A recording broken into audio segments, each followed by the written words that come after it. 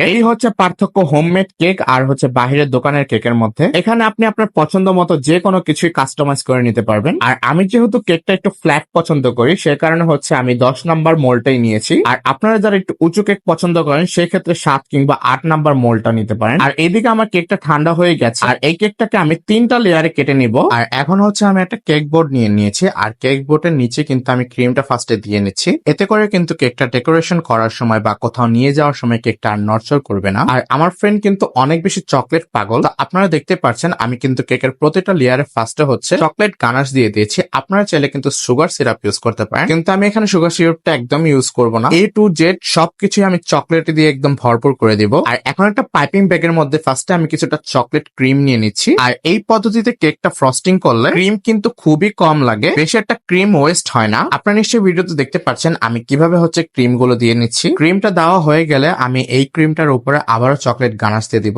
বললাম না আমার ফ্রেন্ড কিন্তু অনেক বেশি চকলেট পাগল। আপনারা যারা চকলেট পাগল আছেন তারা কিন্তু এই পদ্ধতিতে কেকটা বানিয়ে দেবেন। আমি চ্যালেঞ্জ করে বলছি আপনাকে এইভাবে কেউ কেক বানিয়ে দিবে না। একমাত্র যারা হোমমেড কেক বানায় আপনারা যদি সেভাবে কাস্টমাইজ করে নেন তারা হচ্ছে বানিয়ে দিবে। সেক্ষেত্রে কিন্তু চার্জটাও কিন্তু অনেক বেশি আসবে, কারণ এভাবে কেক বানালে কিন্তু কেকটা অনেক বেশি কস্ট পড়ে যায়। এটা শুধুমাত্র কাস্টমাইজ করা কেক অথবা বাসায় বানিয়ে খেলে একমাত্র হচ্ছে এইভাবে খেতে পারবেন। তো যাই হোক, এভাবে কিন্তু আমি 3টা লেয়ারই সাজিয়ে ফেললাম। আর এখন হচ্ছে আমি যতটা পারি কেকটাকে ফিনিশিং দেওয়ার চেষ্টা করব। আমি যে থিমে কেকটাকে বানাচ্ছি এভাবে কিন্তু বেশি একটা কেকটাকে পারফেক্ট ভাবে ফ্রস্টিং করতে হবে না, জাস্ট মোটামুটি একটা বেস করলেই হয়ে যাবে। আর এখন হচ্ছে আমি একটা স্ক্র্যাপারের মাধ্যমে কেকটা যতটা পারছি ফিনিশিং আনার চেষ্টা করছি। আর আপনারা চাইলে এই অবস্থাতে কিন্তু কেকটাকে 20 মিনিটের জন্য ডিপ ফ্রিজে রেখে দিতে পারেন অথবা নর্মাল ফ্রিজে রাখতে পারেন, কিন্তু আমি যেহেতু এসি রুমে বানাচ্ছি সে কারণে কিন্তু আমার ফ্রিজে রাখার কোনোই প্রয়োজন পড়ে না। আপনারা নিশ্চয়ই ভিডিওতে দেখেছেন আমি কেকের ডিজাইনটা কিভাবে করেছি। আমি কিন্তু খুব একটা হিজিবিজি কোনো কেকের ডিজাইন পছন্দ করি না, অলওয়েজ সিম্পল ডিজাইনই পছন্দ করে থাকি। এখানে আমি বকুল ফুলের নজল দিয়ে এরকম করে ডিজাইন করে দিয়ে দিচ্ছি।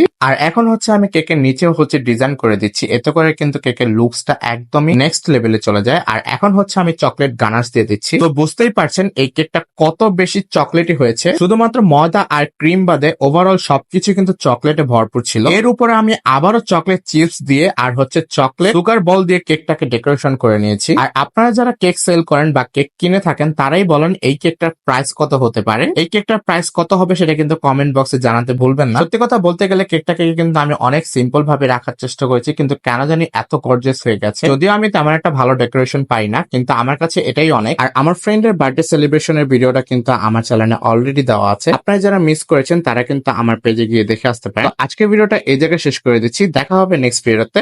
আল্লাহ হাফেজ।